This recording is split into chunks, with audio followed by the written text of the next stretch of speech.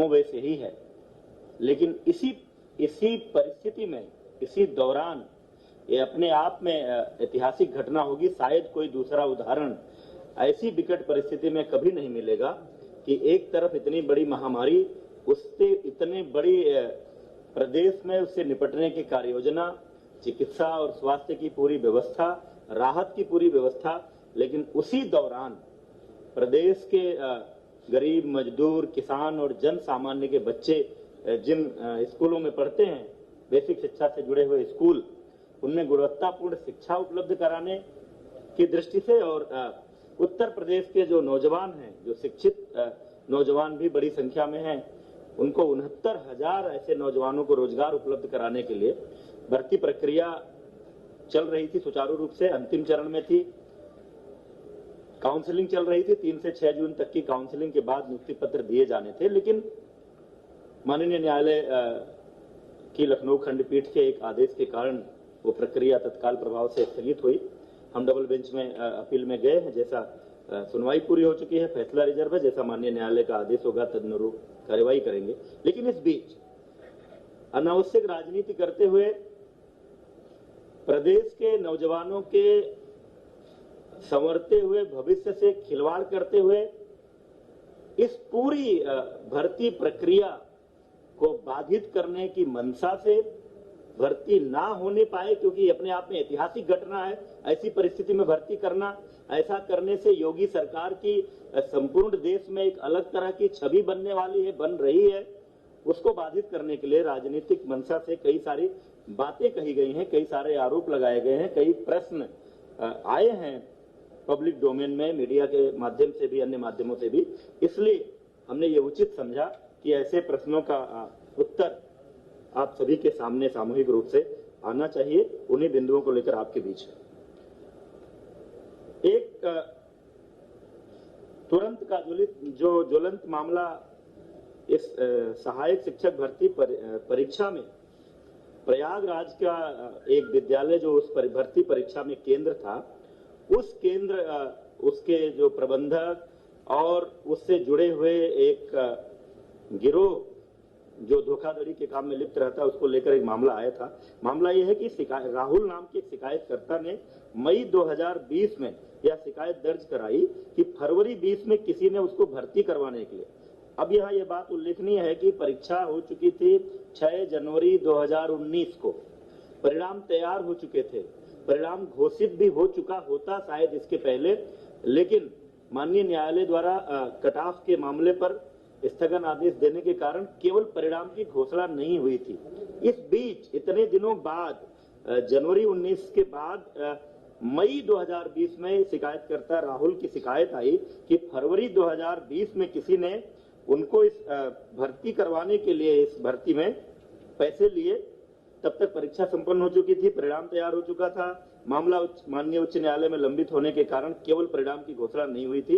इसलिए फरवरी 20 से मई 20 में किसी लेन देन के कारण परीक्षा के परिणाम पर प्रभाव नहीं पड़ने वाला था। परंतु फिर भी शिकायतकर्ता की शिकायत को गंभीरता से लेते हुए तत्काल प्रयागराज पुलिस ने कार्यवाही की और शिकायतकर्ता द्वारा दी गई सूचना के आधार पर डॉक्टर KL पटेल, जो किसी प्राथमिक स्वास्थ्य केंद्र में चिकित्सक हैं, संतोष कुमार बिंद जिसके लेखपाल होने की जानकारी आ रही है, तथा इनसे जुड़े हुए अन्य 11 लोगों को, कुछ को 6 जून को, कुछ को 8 जून को, कुल मिलाकर के 11 लोगों को गिरफ्तार किया गया। इनसे पूछताछ के आधार पर यह जानकारी मिली कि उक्त गिरोह चंद्रमा यादव प्रबंधक पंचम लाल आश्रम उच्चतर माध्यमिक विद्यालय प्रयागराज से 60 गांठ कर उक्त विद्यालय में परीक्षा देने वाले परीक्षार्थियों की गैर कानूनी ढंग से मदद करता है और उसके बदले धन वसूली करता है। उक्त जानकारी के आधार पर शासन में उक्त मामले की गहन जांच और दोषियों के खिलाफ कड़ी कार्रवाई, और चूंकि किसी एक भर्ती केंद्र, परीक्षा केंद्र पर कई जिलों के अभ्यर्थी हो सकते हैं, इसलिए यह पूरा मामला STF को सौंप दिया गया है पूरी इस जांच के लिए कि क्या इस भर्ती परीक्षा केंद्र पर, इस सेंटर पर किसी तरह की कोई गड़बड़ी हुई है या उस गड़बड़ी का लाभ उठाकर कहीं किसी अभ्यर्थी को उसका लाभ तो नहीं मिला, उसके कारण परिणाम तो नहीं प्रभावित हुआ है, कोई मेरिट में तो नहीं आया। यदि जांच में यह प्रमाणित होता है कि कुछ अभ्यर्थियों ने गलत तरीके से अंक प्राप्त कर भर्ती परीक्षा उत्तीर्ण की है तो उनको डिबार करेंगे और अब तक की जांच पड़ताल के आधार पर उक्त परीक्षा केंद्र को भविष्य में होने वाली किसी भी भर्ती परीक्षा के लिए डिबार करके उसके प्रबंधक और अन्य संबंधित जो स्टाफ इसमें शामिल पाया जाएगा उसके खिलाफ कार्रवाई की जाएगी।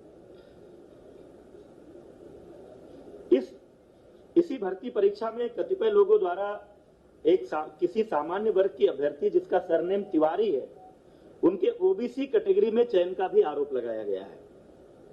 इस संबंध में आप सब जानते हैं ये पूरी प्रक्रिया आवेदन की ऑनलाइन है। अभ्यर्थी ऑनलाइन जाकर के जो प्रविष्टियां भरता है उन्हीं प्रविष्टियों के आधार पर हम सारी लिस्ट तैयार करते हैं, कौन किस कैटेगरी में है, किसके क्या अंक हैं और फाइनली जो भर्ती परीक्षा में अंक आए हैं उसको जोड़कर और उनके जिलों की वरीयता लेकर हमने मेरिट लिस्ट तैयार की है। अभी किसी का डॉक्यूमेंट वेरिफिकेशन नहीं किया गया था। काउंसलिंग होती ही इसीलिए है। जो 3 जून से 6 जून तक काउंसलिंग होनी थी, काउंसलिंग एग्जैक्टली डॉक्यूमेंट वेरिफिकेशन ही है, उसमें प्रमाण पत्रों की जांच होनी थी और उसी में कोई व्यक्ति अगर लिखता है कि वो फला कैटेगरी में है, ओबीसी में है, एससी में है, एसटी में है या दिव्यांग में है, तो उसके सक्षम अधिकारी द्वारा प्रस्तुत प्रमाण पत्र वहां दिखाए जाने पर ही आरक्षण का लाभ मिलना है, अन्यथा नहीं मिलना है। यद्यपि कई ऐसे भी मामले आते हैं कि कुछ लोगों के सरनेम कुछ भी रहते हैं लेकिन वो किसी दूसरे संबंधित जाति से बिलोंग करते हैं, उसका प्रमाण पत्र उनके पास होता है। जैसे कोई गोसाई है अगर और वो अगर तिवारी लिखता है, पाठक लिखता है, कोई टाइटल लिखता है, लेकिन मूलतः उसकी जाति अगर गोसाई दर्ज है तो चूंकि गोसाई जाति पिछड़ी जाति में आती है तो उसको उसका लाभ मिलेगा। लेकिन ये जो भी मामला है ये अंतिम रूप से अभ्यर्थी को लाभ तभी मिलेगा जब वो काउंसलिंग सेंटर पर उससे संबंधित प्रमाण पत्र प्रस्तुत करेंगे। इसलिए अभी किसी के लाभ मिल जाने का सवाल ही नहीं उठता है। कतिपय लोगों द्वारा आरक्षण की प्रक्रिया को लेकर भी सवाल खड़े किए गए हैं। कई बार ये बातें हो रही हैं। आप सब जानते हैं इस देश की पूरी विधि द्वारा स्थापित एक प्रक्रिया है। 50% सीटें किसी भी भर्ती परीक्षा में अनारक्षित होती हैं। 50% में ओबीसी, एससी, एसटी का अलग अलग आरक्षण है। 50% अनारक्षित सीटों पर मेरिट के आधार पर, चाहे वो जिस संवर्ग के लोग हों, चाहे वो ओबीसी हो, एससी हो, एसटी हो, जिनकी भी मेरिट ऊपर होती है वो सभी लोग इस अनारक्षित वर्ग में चयनित होते हैं। इस भर्ती में भी यही हुआ है। किसी को यह भ्रम नहीं होना चाहिए कि अनारक्षित वर्ग में केवल सामान्य जातियों के लोग भर्ती हुए हैं। अनारक्षित वर्ग में सामान्य जातियां भी हैं, ओबीसी भी हैं, एससी भी हैं, एसटी भी हैं, जिनके अंक आए हैं वो हैं इसमें।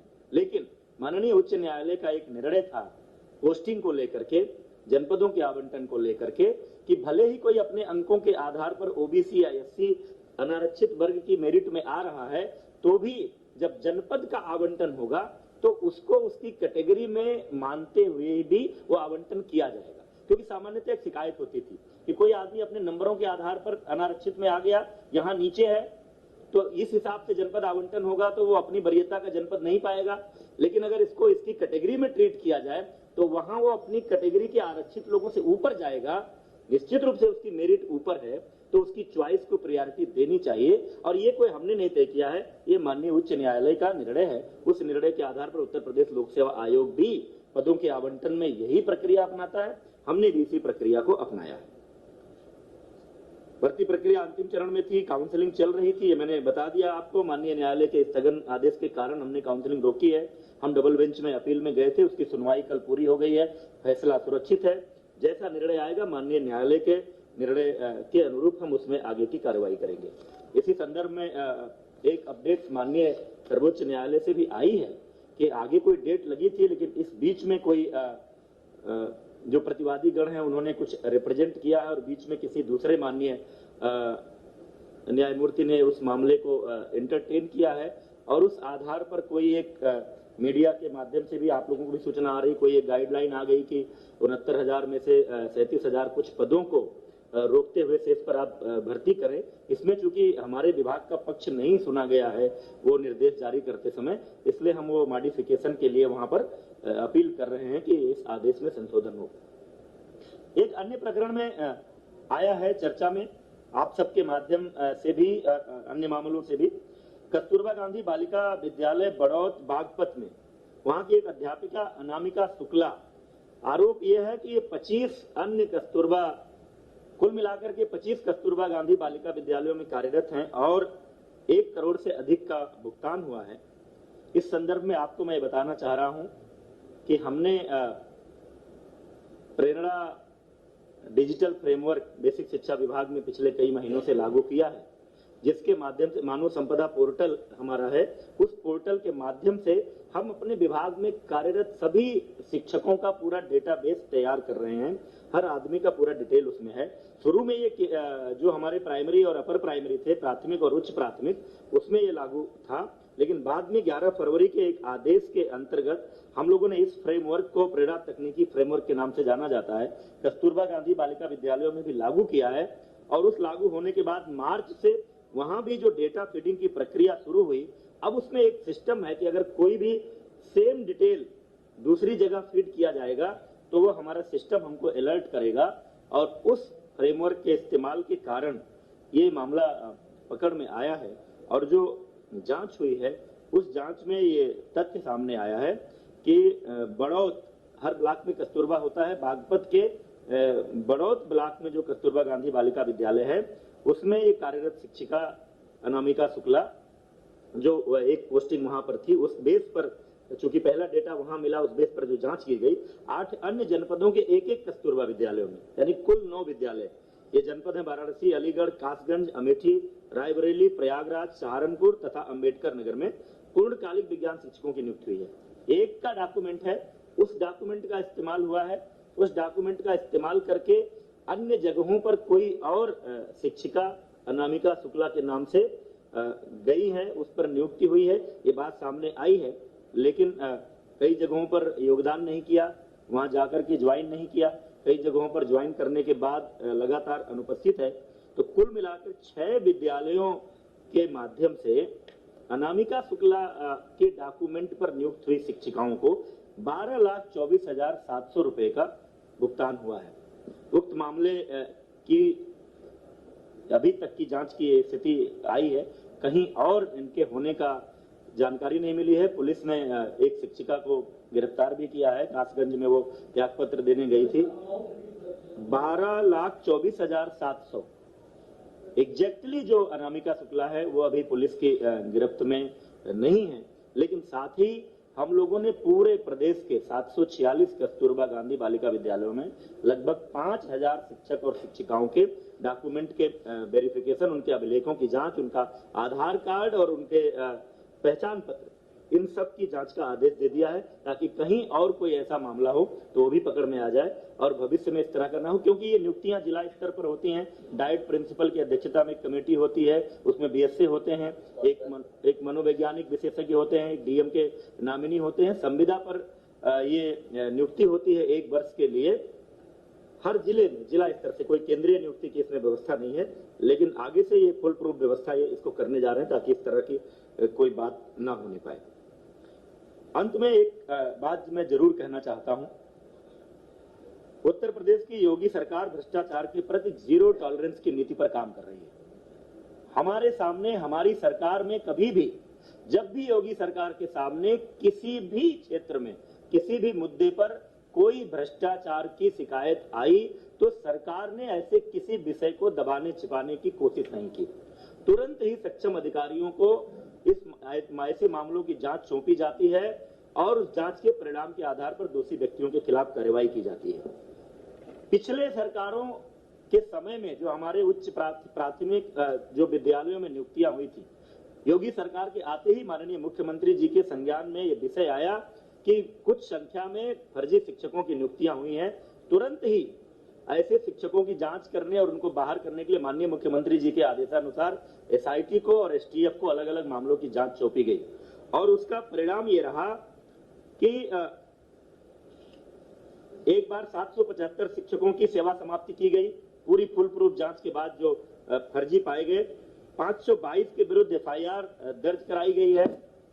23 अध्यापकों के विरुद्ध नियमानुसार कार्यवाही गतिमान है, क्योंकि एक स्थापित प्रक्रिया है। नोटिस देते हैं, उनको अपना पक्ष रखने का मौका देते हैं ताकि वो न्यायालय में भी जाएं अगर तो हमारी कार्यवाही पुष्ट हो।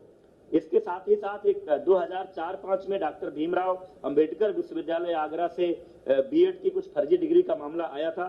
उनमें से जिन लोगों पर संदेह था, ऐसे 1356 अध्यापक चिन्हित हुए थे, उसमें से भी 926 की सेवा समाप्त की जा चुकी है। 406 के विरुद्ध कार्यवाही गतिमान है। इस प्रकार अब तक 1701 ऐसे फर्जी शिक्षकों की सेवा समाप्ति की जा चुकी है तथा 429 के विरुद्ध कार्यवाही गतिमान है। अन्य जहां भी कोई शिकायत आती है किसी फर्जी शिक्षक होने की, तुरंत वो मामला एसआईटी या एसटीएफ को सौंपा जाता है और जांच के आधार पर सावधानी बरतनी पड़ती है कि कोई जेन्युइन शिक्षक इस कार्रवाई का शिकार ना हो। जांच के आधार पर हम तुरंत बर्खास्त करते हैं। हमारे कार्यकाल में जितने लगभग 50,000 शिक्षकों की भर्ती जो इसके पहले विभिन्न भर्ती अभियानों में अभी तक हो चुकी है, उसमें से अभी तक किसी फर्जी शिक्षक की नियुक्ति का मामला नहीं सामने आया है। कोई ऐसी शिकायत आएगी तो उसकी भी जांच करेंगे और इसी तरह की कार्यवाही करेंगे। हमारी कार्यवाही को लेकर लोग कोर्ट में गए थे, लेकिन माननीय न्यायालय ने भी बर्खास्तगी की, फर्जी शिक्षकों की बर्खास्तगी की कार्यवाही को उचित ठहराया है और ये कहा है कि जो उत्तर प्रदेश सरकार ने कार्यवाही की है वो विधि के द्वारा स्थापित प्रक्रिया के अनुसार हुई है। यह ऐसी सरकार है जो भ्रष्टाचार मुक्त और पारदर्शी शासन के लिए जानी जाती है। सरकार शिकायतों को तुरंत संज्ञान में लेकर त्वरित जांच कराकर कार्यवाही करती है। फिर भी कुछ लोग ऐसे हैं जिनका खानदानी पेशा ही भ्रष्टाचार और घोटालों का रहा है। उनका पूरा इतिहास भ्रष्टाचार का, घोटालों का रहा है, तो वो उनकी कल्पना में नहीं है कि इतनी बड़ी कोई भर्ती या इतनी बड़ी संख्या में रोजगार देने का अभियान ये बिना भ्रष्टाचार के कैसे हो सकता है। क्योंकि स्वाभाविक है कि जिसका अपना जो ट्रैक रिकॉर्ड रहता है, जिसका अपना जो स्वभाव रहता है, आदमी उसी आधार पर सोचता है। इसलिए पूरी भर्ती, मैं एक आरोप लगाना चाहता हूं, पूरी भर्ती प्रक्रिया को डिरेल करने के लिए योगी सरकार को इस बात का श्रेय न मिले कि जिस तरह से कोरोना के कारण उत्पन्न हुई महामारी में पूरे प्रदेश की 23 करोड़ से ऊपर की जनसंख्या को एक एक व्यक्ति को भोजन मिले, राशन मिले, जीवन निर्वाह भत्ते के रूप में 1,000 रुपया जो पात्र व्यक्ति हैं उनको मिले, साथ ही 1,500 से अधिक ट्रेनों को लगा करके जिस तरह से लगभग 30 लाख प्रवासियों को प्रदेश में लाया गया, फिर उनकी स्किल मैपिंग हो रही है, उनको भी राशन और निर्वाह का भत्ता दिया जा रहा है और आगे उनको भी वापस जहां जहां अपने गांव में लौटे हैं उनको रोजगार देने की बात हो रही है। सबके जीवन निर्वाह की व्यवस्था का प्रयास हो रहा है।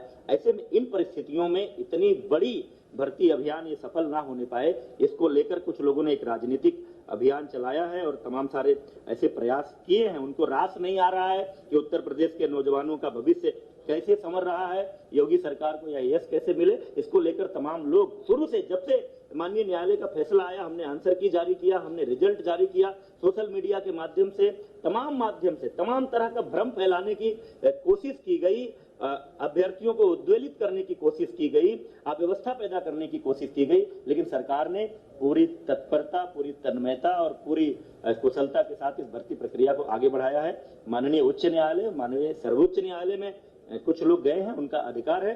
जैसा माननीय उच्च न्यायालय का और माननीय सर्वोच्च न्यायालय का आदेश आएगा उस अनुरूप हम इस कार्रवाई को पूरी करेंगे। योगी सरकार की मंशा ये है कि ये भर्ती प्रक्रिया यथाशीघ्र कुशलता पूर्वक पूरी हो, प्रदेश के 69,000 नौजवानों को रोजगार मिले और प्रदेश के 69,000 स्कूलों को, हमारे गांव गरीब मजदूर किसान के बच्चे जिन स्कूलों में पढ़ते हैं उसमें पढ़ने वाले बच्चों को गुणवत्तापूर्ण शिक्षा मिले। ये बातें आपके सामने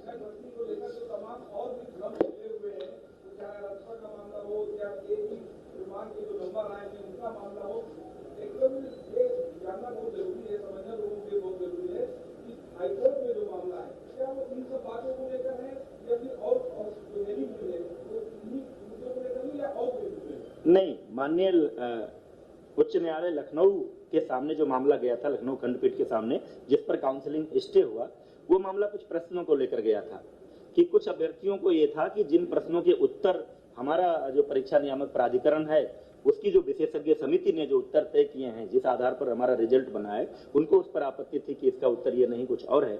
उसको लेकर के जो सिंगल बेंच ने एक फैसला दिया था कि यूजीसी एक विशेषज्ञ समिति बनाए और वो समिति ये तय करे कि इन प्रश्नों के उत्तर क्या होंगे। तो चूंकि उस निर्णय के खिलाफ हम डबल बेंच पे हमने अपील की है, सुनवाई कल पूरी हो गई है, फैसला सुरक्षित है। डबल बेंच का जैसा निर्णय आएगा उसके बाद ही हम उस बात पर निर्णय ले पाएंगे। सुप्रीम कोर्ट में जो मामला गया था माननीय सर्वोच्च न्यायालय में, क्योंकि जब यहाँ न्यायालय ने, सरकार ने जो कट ऑफ तय किया था 97 नंबर अनारक्षित के लिए और 90 नंबर आरक्षित के लिए, और जो मांग चल रही थी जो 45% 40% की, तो माननीय उच्च न्यायालय हमारा स्टैंड का सपोर्ट किया था, हमारे कट ऑफ को माना था कि गुणवत्तापूर्ण शिक्षकों की नियुक्ति के लिए यह सही निर्णय है। तो जो सर्वोच्च न्यायालय में लोग गए हैं उस कट ऑफ वाले निर्णय के खिलाफ गए हैं, वो निर्णय माननीय सर्वोच्च न्यायालय से आना। एक एक करके हो जाए। हाँ, परीक्षा हो या शिक्षक भर्ती की कोई भी परीक्षा, लगातार गलत प्रश्न आ रहे हैं, लाखों अभ्यर्थी परेशान है, सड़कों पर है। कौन है इसके लिए जिम्मेदार, और जो जिम्मेदार हैं उनके खिलाफ क्या कार्यवाही आप लोग अब तक किए और आगे क्या कार्यवाही करेंगे? आप कुछ कह रहे थे? इसमें 3 प्रश्नों का जब सभी कैंडिडेट्स को अपॉर्चुनिटी दिया गया था ऑब्जेक्शंस रेज करने के लिए, जब आंसर कीज पब्लिश हुए थे, 3 का एक्सपर्ट कमेटी ने देके सभी कैंडिडेट्स को बराबर मार्क दे दिया। जहां तक हाईकोर्ट लखनऊ बेंच में प्रश्नों का जो 13 प्रश्नों का किया गया था, इसमें इन 13 प्रश्नों को हम लोगों ने सरकार के पक्ष से हम लोगों ने सही ठहराते हुए इसको किया है। उसी की कल सुनवाई हुई है एंड आरक्षण ये जजमेंट भी सुरक्षित हो गया है। I think we should wait for the judgement. Thank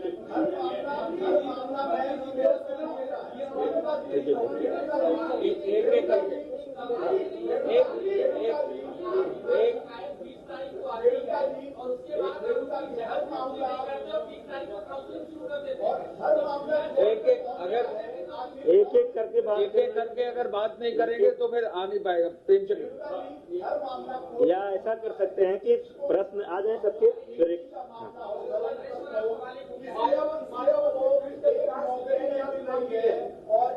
आप बताइए।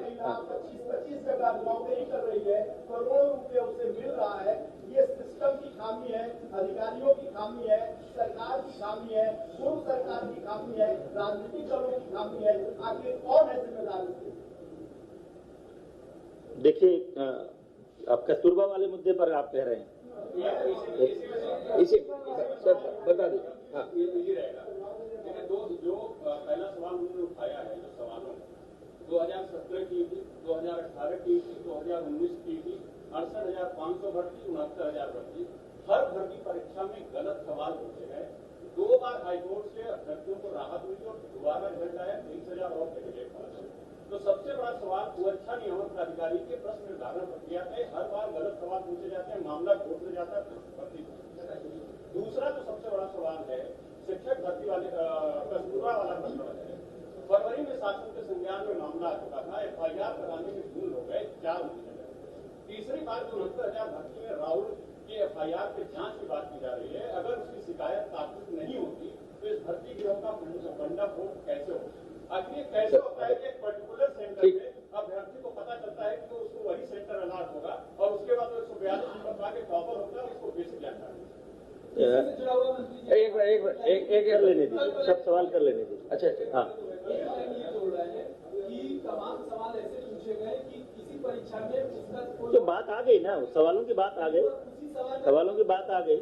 और कोई किसी का विषय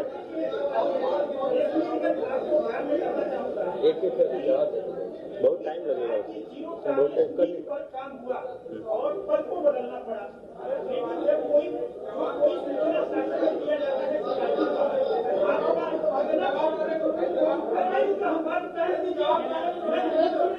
नहीं कर पाएंगे आप। बस 1 मिनट। भ्रष्टाचार है, उसकी बड़ी लंबी प्रक्रिया हो जाती है, लेकिन वो टेबल पे जाते जाते बाबू जो होता है वहाँ का कोई वो दबा देता है। और आपका ये विषय बाबू के टेबल का नहीं है। अभी तो जो बात कर रहे हैं लोग, देखिए सर, आप जवाब दें। एक मिनट विजय आप जवाब दे दें। ये कस्तूरबा वाला जो विषय है वो हम कब से वो छानबीन कर रहे हैं, किस तरह से वो एक विषय कस्तूरबा वाला रख दीजिए। एक